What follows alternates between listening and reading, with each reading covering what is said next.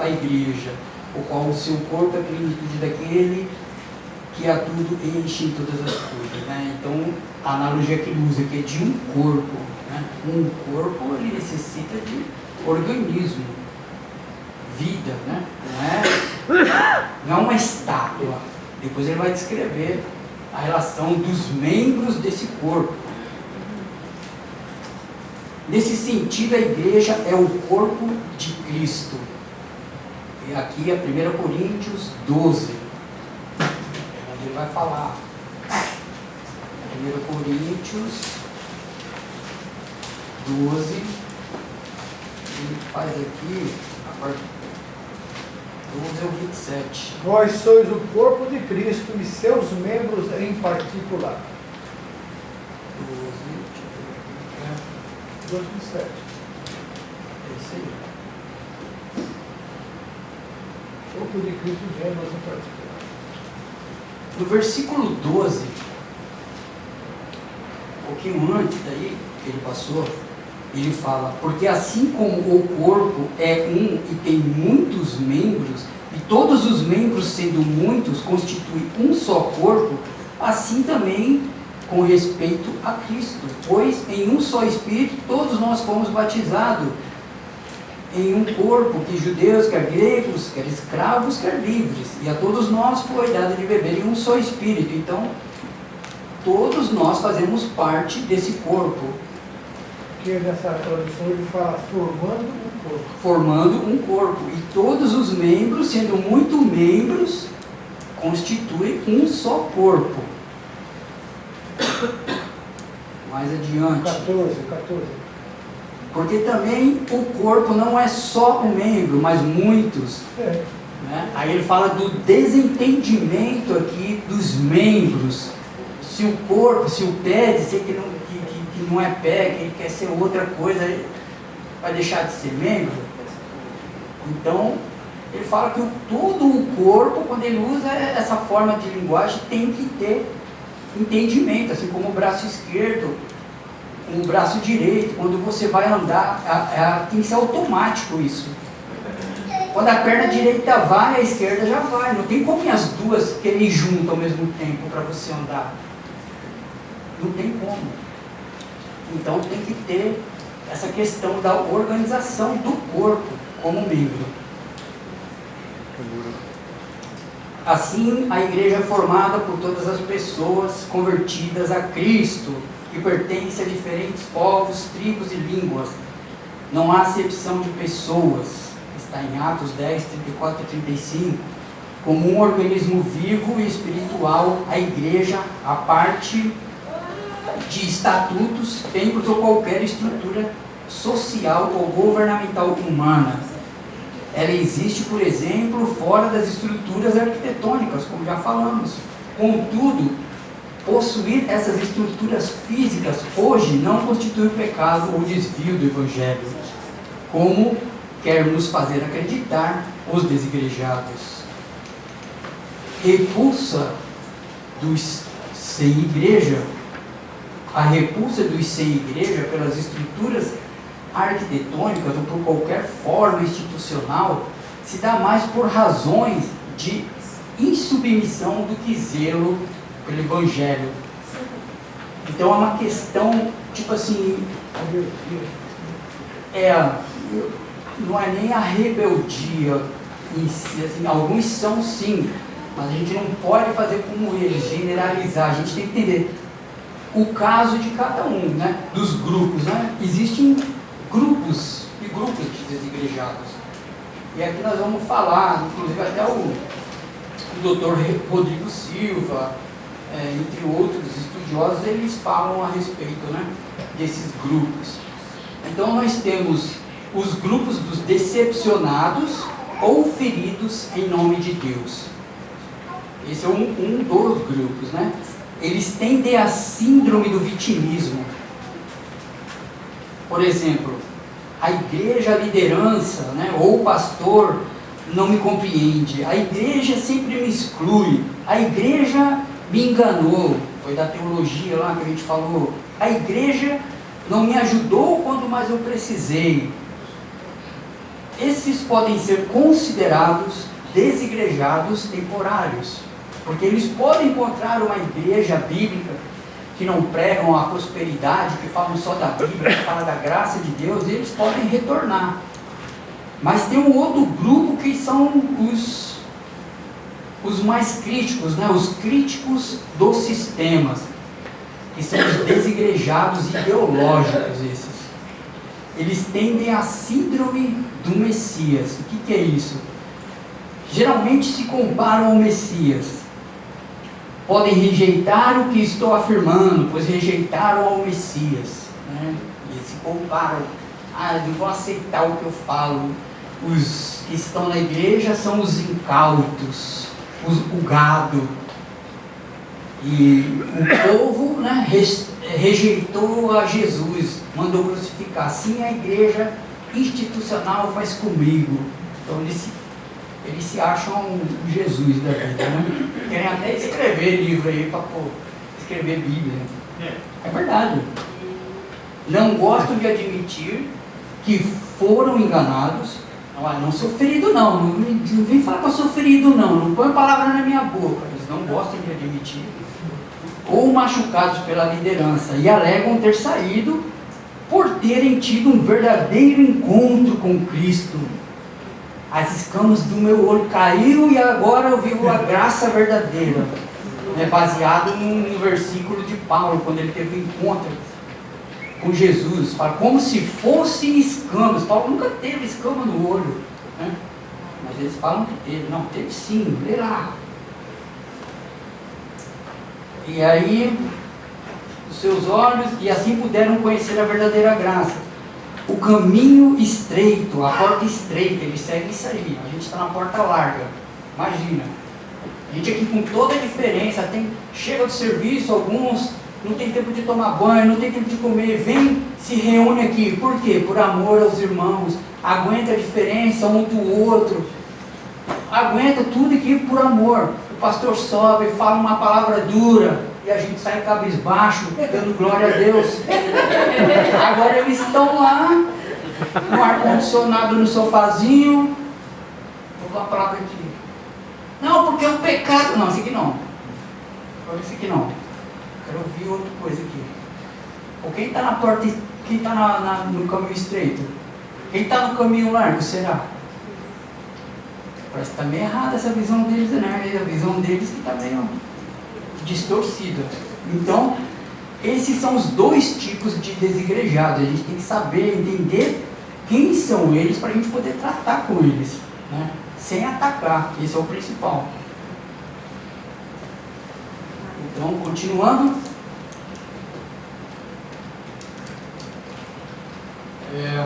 Uma organização. Os desigrejados alegam pertencer o segundo subtópico.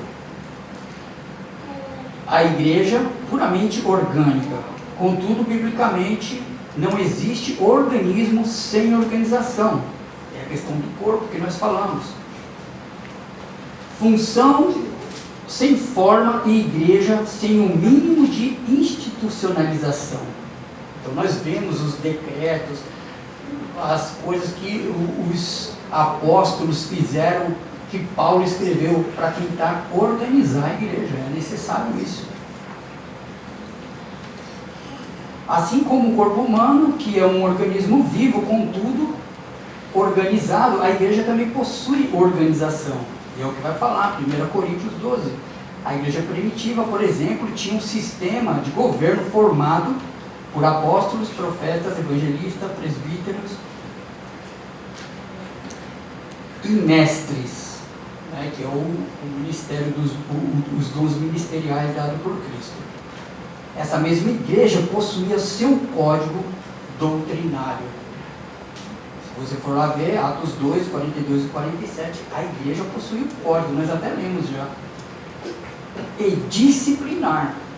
1 Pedro, essa outra referência também fala sobre isso. Então, está tudo na Bíblia, irmãos. Quando você rasga só essa página e deixa na carteira, na bolsa, quando você encontrar com alguém, eles começarem a falar, você já... Porque às vezes para andar com a revista toda é ruim, né? Então, se tiver também no peitar, você já vai lá na hora lá e procura falar aqui, ó. Vamos ver esse versículo aqui. Acabou. Isso pode ser visto no primeiro concílio ou convenção feita pela igreja primitiva, em Atos 15. Que aqui eles falam, né, sobre a lei. Não, que esse povo da igreja é tudo legalista, legalismo. Jesus, ele não veio para cumprir lei, não. Jesus, ele veio para um novo concerto. E aqui a gente vê que esse primeiro concílio foi resolvido uma questão que os judeus, eles estavam obrigando os gentios a fazer a circuncisão para poder entrar no cristianismo. E a discussão foi o quê? Saber se realmente precisavam ou não. E foi decidido que não era para os judeus dar esse peso para os gentios. Eles podiam sim cumprir. Não foi proibido deles cumprirem, os cristãos judeus. Eles poderiam continuar, mas os gentios não. Ou seja, continuaram a cumprir e não foi proibido. Tanto que Paulo, depois, no capítulo, aqui é 15, no capítulo 16, Paulo, ele depois vai levar Timóteo para um determinado lugar e ele cumpre com a circuncisão em Timóteo. O próprio Paulo, no capítulo 16, ou seja, o Timóteo foi circuncidado. E era cristão, cumpriu a lei. E é isso aí, tem muita coisa aqui que vai contra o argumento dele. E colegiado apostólico, juntamente com o presbítero, tomou medidas para regulamentar e disciplinar a igreja, que enfrentava problemas de natureza doutrinária, que eu falei. Portanto, querer uma igreja sem liderança, sem regras e disciplina, além de ser um mito, é também heresia. Né? Nós vimos que tudo isso realmente tem. O tópico 3, a importância e a necessidade da igreja. A necessidade da igreja, nós falamos aqui. E o subtópico 1, a igreja como família de Deus. Também foi lido no início. A igreja é a família de Deus, Efésios 2,19. Como família de Deus, a igreja tem Cristo como seu cabeça. Contudo, como acontece em toda a família, a igreja também possui comando, direção e regras. Nós já vimos que tudo isso é legítimo, às quais deve se submeter. Os cristãos verdadeiros, portanto, como acontecia na igreja do primeiro século, devem se reunir para adorar Jesus Cristo como Senhor da igreja. Pode adorar em casa? Pode adorar em casa. Mas é o que nós falamos. Eu não preciso ir para a igreja. A igreja Jesus não, porque Deus não vive em templos construídos por mãos de homem. É verdade. Eles têm razão. Onde 2 ou 3 estiverem, lá está a igreja. Aí complica, né? Será que é verdade? Sei.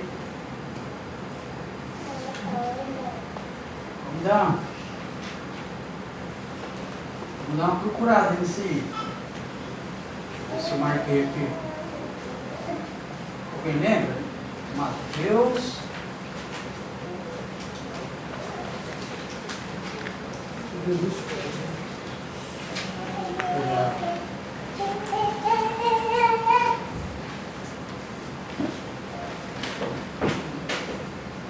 Dá um lugar aí, Alisson. Onde 2 ou 3 estiverem reunidos. Onde 2 ou 3 estiverem reunidos, lá estou.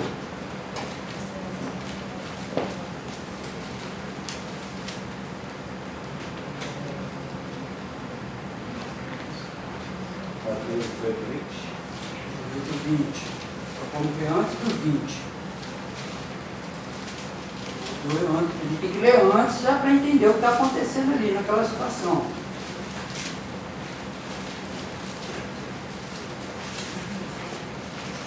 Isso é muito falado por eles, hein? Não, onde 2 ou 3 estiverem, lá está a igreja. Você é a igreja, eu sou a igreja. 18. Vamos começar então do 15. Mateus 18:15. Se teu irmão pecar contra ti, vai arguí-lo entre ti e ele. Vai conversar com ele, entre ti e ele. Se ele te ouvir, ganhaste a teu irmão. Se porém não te ouvir, toma ainda contigo uma ou duas pessoas, para que pelo depoimento de 2 ou 3 testemunhas, todavia, se estabeleça. Se ele não os atender, dize-o à igreja. Mas se 2 ou 3 estiverem à igreja, para que vai dizer? Alguns falam, leve-o à igreja. Né? 2 ou 3, está aqui o irmão, chamou mais 2 ou 3 reunidos, já é a igreja. Fala, não, então leve a igreja à igreja. Não é. Aqui está falando de testemunha, e ele está falando que leve a igreja para quê? Para corrigir, para julgar o irmão. Não está falando da igreja no sentido que eles falam, de culto. Aqui não tem liturgia, não tem descrição de nada disso. No 18 ele fala, em verdade vos digo que tudo que ligardes na terra terá sido ligado nos céus, e tudo que desligardes na terra terá sido desligado nos céus.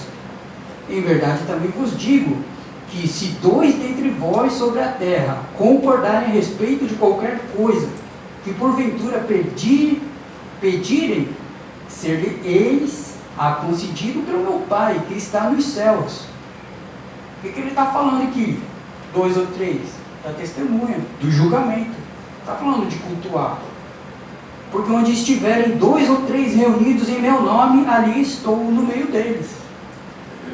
Porque a decisão desse julgamento vai ser conforme a palavra. Jesus, ele vai dar o julgamento correto. Não vai ser julgado conforme o coração do homem. Não está falando de igreja aqui, de adoração. Então, onde 2 ou 3 estiverem, eu sou a igreja, você é a igreja, não. Porque igreja, quando é falado igreja, fala reunião, fala assembleia, e dá um sentido de pluralismo, né? Como coletivo, multidão. Uma pessoa é uma pessoa. 10 pessoas é um grupo de 10 pessoas. Uma multidão é uma multidão. Não tem como você falar, nós vamos lá na casa do pastor Alberto jantar, a Luzinete está na cozinha lá. Vai uma multidão, aí chega eu e minha família. Vai falar, glória a Deus, que só vê se você e sua família, mas você esperava uma multidão, não é? Então, família é família, multidão é multidão, por mais que seja plural. Então, igreja é a assembleia de pessoas, como eles entendiam naquela época. Como que eles entendiam? Vamos colocar aqui, vai ficar tudo entendidinho.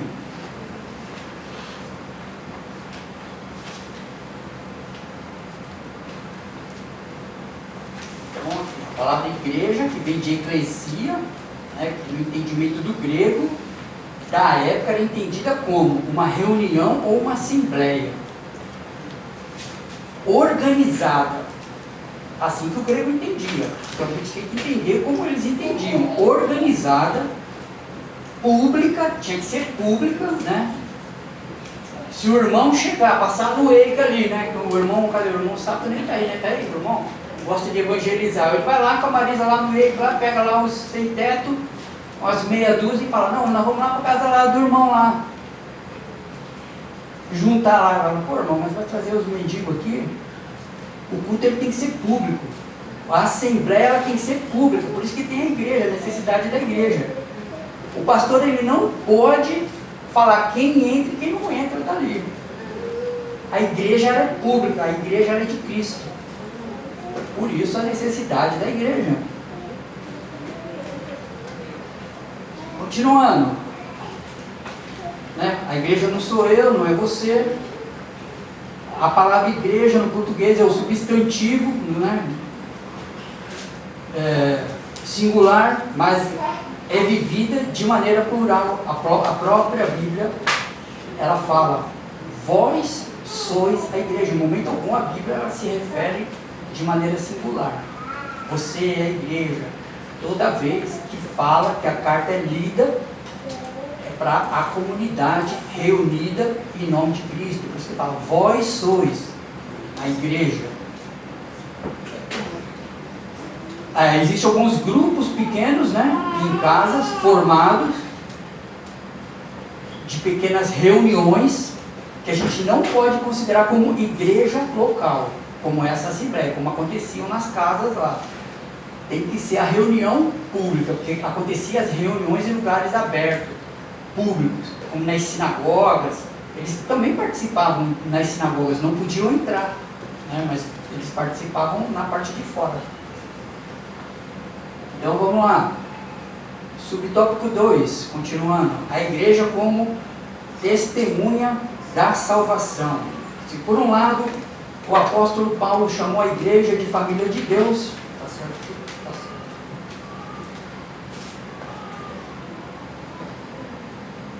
Por outro, esse mesmo apóstolo apresentou com que fim essa família foi citada, para que agora para que agora pela igreja a multiforme sabedoria de Deus seja conhecida dos principados e potestades nos céus. No início foi falado, foi lido Efésios. Deus criou a igreja com o propósito de ser uma família, cuja missão é proclamar a sua abundante graça. Ficou bem claro, né, a leitura inicial que a missionária fez. De fato, o apóstolo Pedro disse que a missão da igreja é proclamar as virtudes daquele que nos chamou das trevas para a sua maravilhosa luz. Razão de a igreja existir, além do fato de promover adoração, companheirismo e integração, está na sua missão de pregar a salvação. Eles também falam que você não precisa evangelizar, que Deus é soberano, Ele sabe, é Ele que escolhe quem vai ser salvo e quem não vai. Que você não vai mudar em nada. Você pode até atrapalhar, de repente você não sabe pregar, você vai lá, fala de maneira errada e a pessoa pega a birra da igreja. Você está atrapalhando o papel de Deus, é isso que eles falam.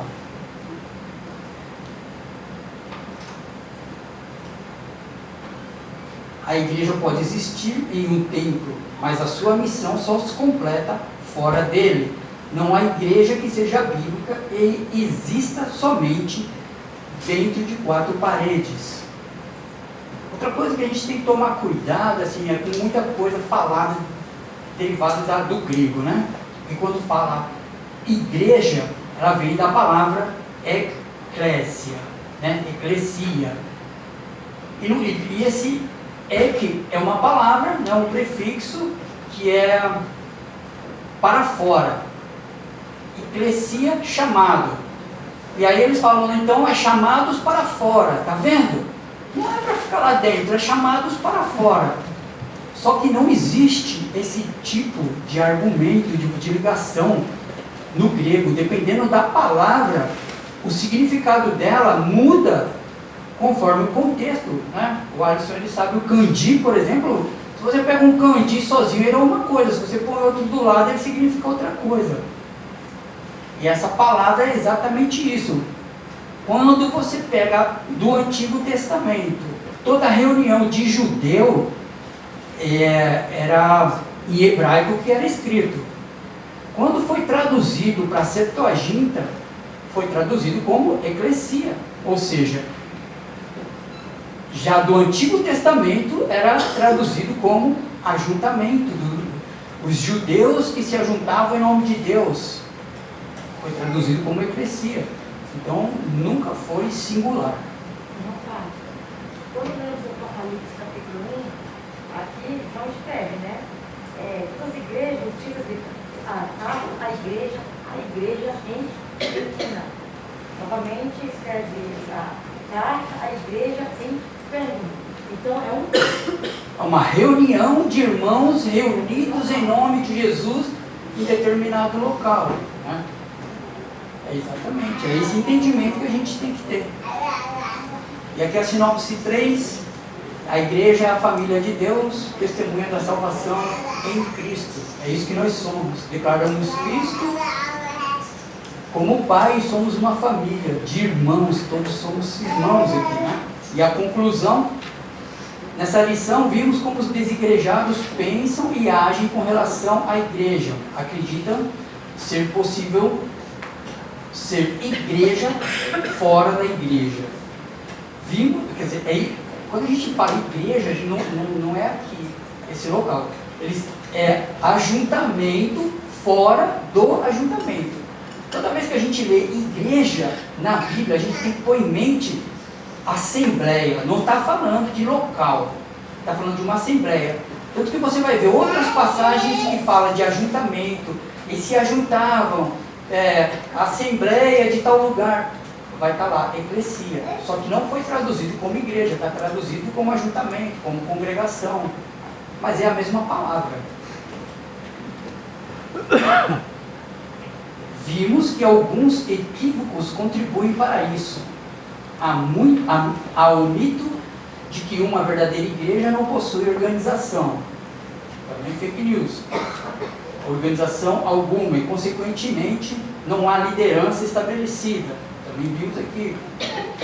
De acordo com o Novo Testamento, sim, a igreja possui liderança estabelecida e conta com uma estrutura organizacional estabelecida.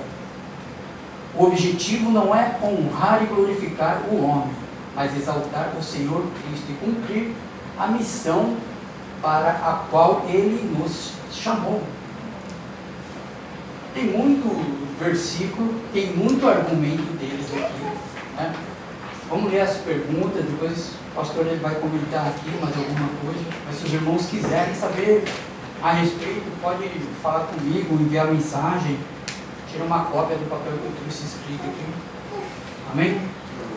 É a pergunta 3, né, que não foi respondida. O que devemos observar a respeito da natureza da igreja?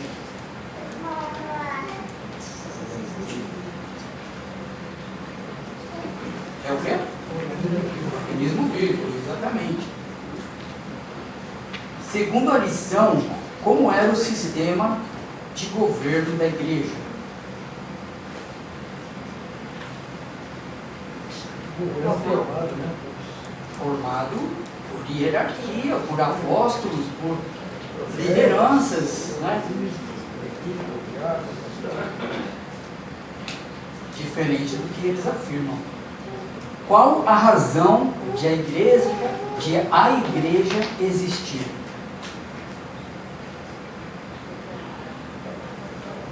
Promover a adoração, promover a compreensão e somente a missão de pregar a salvação. Sim, também de ser uma família, né? Exatamente. Cumprir a missão, né? Nós sempre falamos aqui de cultos de missão. Tudo isso se dá, né, quando você recebe, tipo, uma pessoa te aborda com um argumento contrário desses que nós lemos. E você não sabe responder. Por que será? Se tudo que eu li aqui está na Bíblia, né? Eu não estou passando nada do meu conhecimento. Tudo que eu trouxe aqui foram versículos da Bíblia. Então a questão não está no seu conhecimento. Nós temos que ter contato com a Bíblia. Eu falei da outra vez, eu falo de novo, que a resposta para tudo está na Bíblia. Quando Jesus ele fala, na grande comissão, ide, fazer discípulo de todas as nações, batizando, e aí ele fala, e ensinando tudo que eu vos tenho ordenado. A perspectiva de Jesus, ele é um mestre falando para os discípulos. O mestre faz o quê? Ensina. Quando ele fala ensinando, ele fala para os discípulos ensinarem. A perspectiva dele é que os discípulos se tornem mestres, a ponto de poder ensinar e formar discípulos. É o que Jesus espera de cada um de nós. Todos nós que já estudamos, que estamos estudando, nós temos que praticar isso aí, né? Uma coisa que o Alisson falou que eu achei muito interessante é a questão do professor, que ele, quando ele ensina, ele pratica tudo aquilo que ele aprendeu e ele não esquece. E além disso, ainda tem muitos que buscam novos estudos. Né? Da maneira dele falar, eu acho legal. Eu não acho legal. Né? Eu acho bem difícil. Ele, como é professor, ele acha legal, mas é difícil a gente estudar. Toma tempo, toma investimento. Para que isso? Né? Você vai responder, para que você vai fazer isso? É um investimento alto. Não é por você. É por amor aos irmãos. Para você poder compartilhar para todo mundo crescer no conhecimento. É os dons ministeriais, é para edificar a igreja. Amém? Amém. Agradeço a oportunidade, pastor.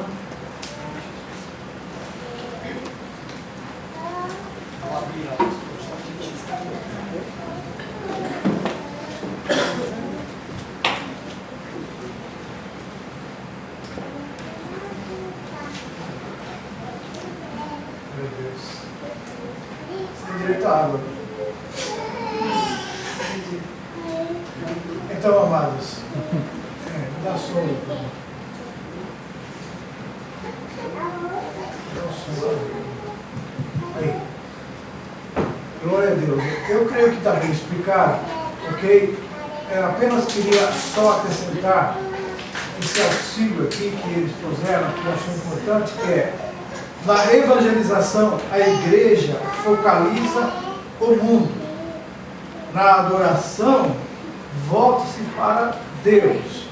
E na edificação, ela atenta corretamente para si mesma. Então, repetidas vezes nas Escrituras, os crentes são admoestados a edificar uns aos outros, como foi falado. Como que vai edificar um ao outro se estão separados, se não estão juntos? Né?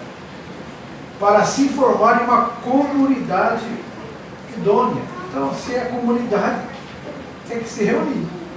Então, já cai por terra esses argumentos deles, são falácias, só que eles colocam de uma forma, assim, em termos que ficam mais difícil da pessoa simplesmente explicar. Como o Carlos disse, tem que saber o porquê que ele está falando isso e saber como rebater.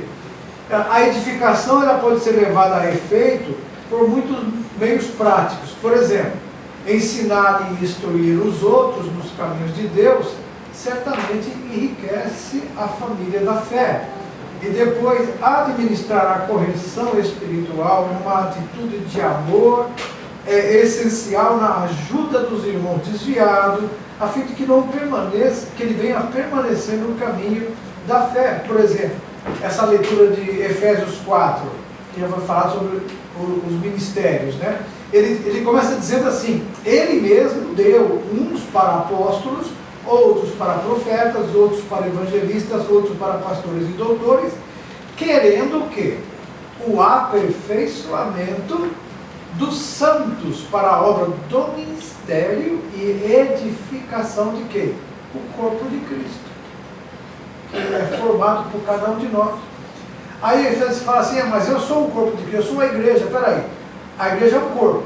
Se eu tirar esse dedo aqui, ele faz parte do corpo. A partir do momento que eu tirar ele, o que vai acontecer? Ele já não é mais parte do corpo, porque ele já está fora. O que vai acontecer com ele? Ele vai apodrecer, vai necrosar, não vai existir mais. Então, uma pessoa que sai do corpo, ele acaba realmente morrendo, no caso espiritualmente. Ele vai criar suas próprias leis, suas próprias regras e normas, e usando partes da Bíblia. Ele separa textos, né, e usa esses textos como um pretexto para eles criarem essa heresia que nós estamos vendo e ouvindo, que alguns falam.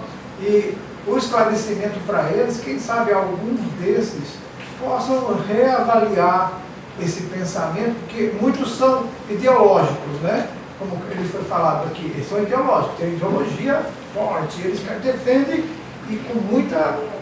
agora, outros são levados, outros foram enganados, envolvidos, e de repente são esclarecidos, e eles podem voltar ao conhecimento da verdade, amém? E ele diz aqui, continuando,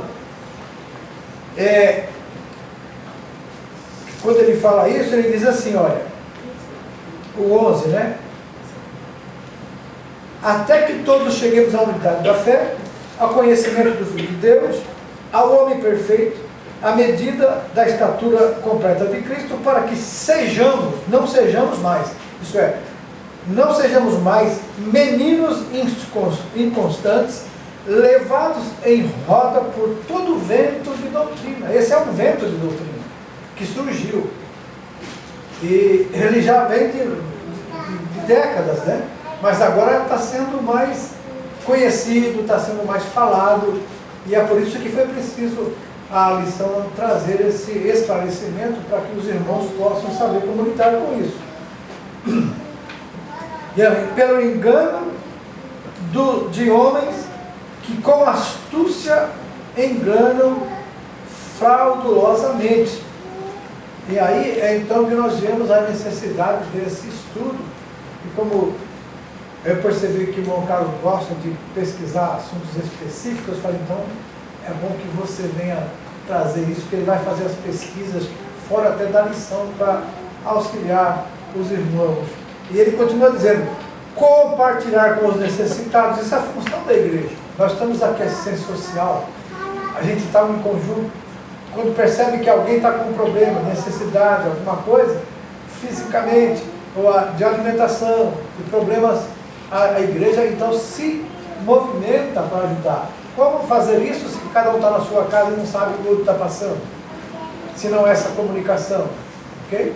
Então, são falácias realmente que não se sustentam com argumentos tanto naturais como bíblicos. Ele diz, fornecer oportunidade para convívio, interação social.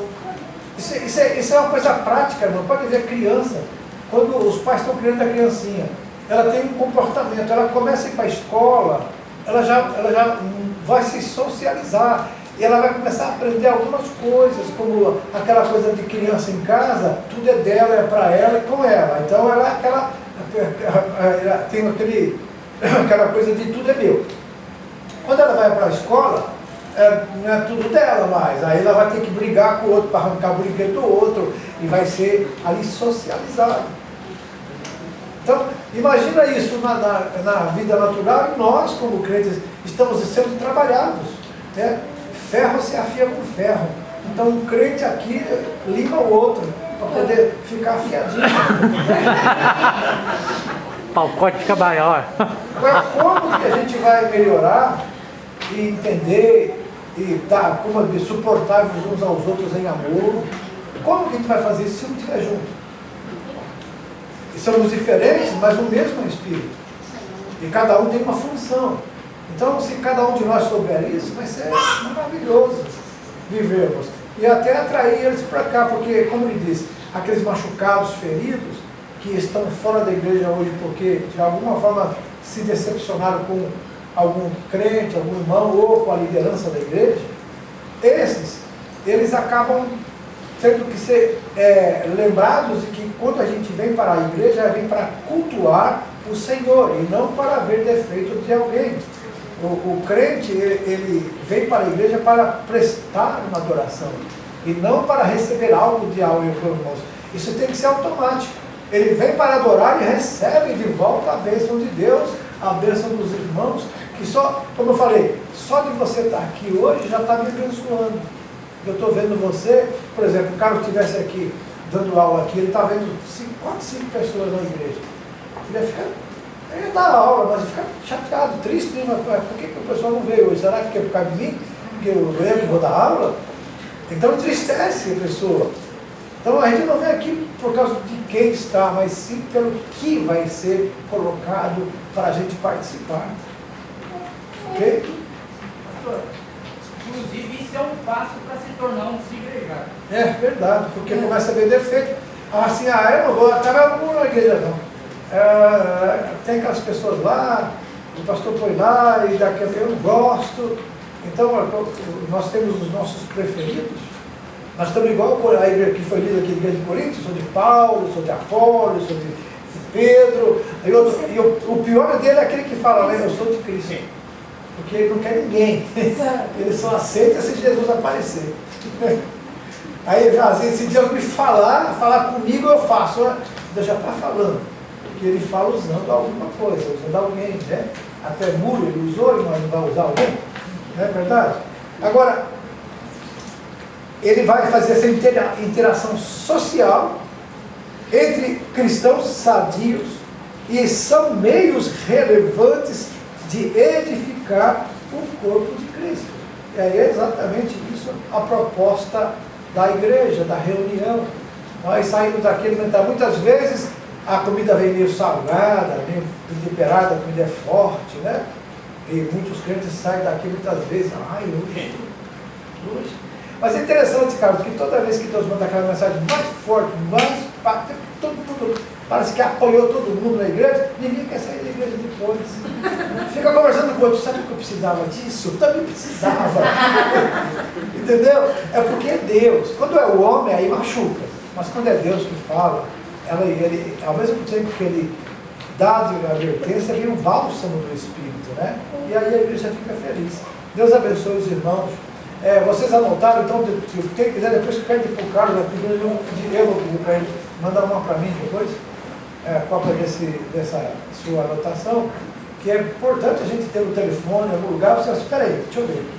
Aí já te ajuda você, porque você não vai lembrar de tudo, você não vai guardar tudo aqui e dizer, não, já está tudo aqui, eu só vou tirando. Não, tendo ali, você vai anotar, e aí vai poder usar para ajudar alguém, nunca para atacar. Eu fui falado bem sério, eu gostei que ele falou.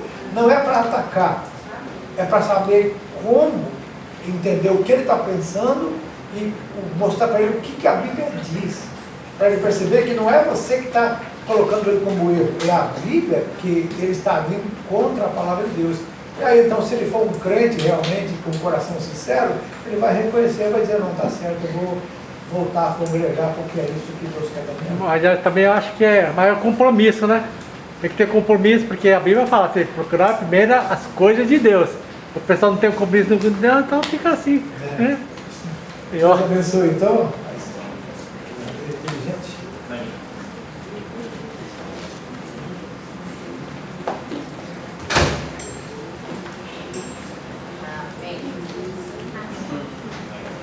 Vamos continuar com a nossa adoração ao Senhor. Já aprendemos a palavra e agora